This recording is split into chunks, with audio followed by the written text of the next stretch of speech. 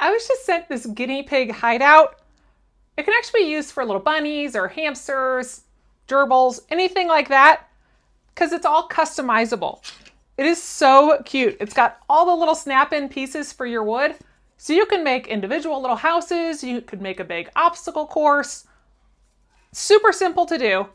It's got little arches that they can go under. Here's your little ladders. So we're going to piece this together and we will make a little house. These are about 9 inches wide as far as your sizing. And then you just put your little platforms in just by snapping them into place using the little holes. You put one in and then you put on the other side. So we're going to go ahead and build a little house so you can see just how easy this is to put together.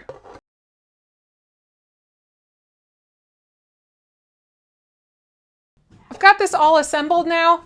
It's all just this nice wood. It snaps together real easy. You just make sure you get it right inside these little notches here. And then you can put it together. Like I said, however you really want to have it. I just kind of started putting stuff together to make a little house.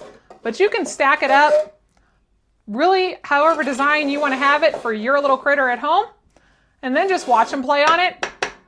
Be a cute little thing to watch little animals run and play and have fun and have a little hideout.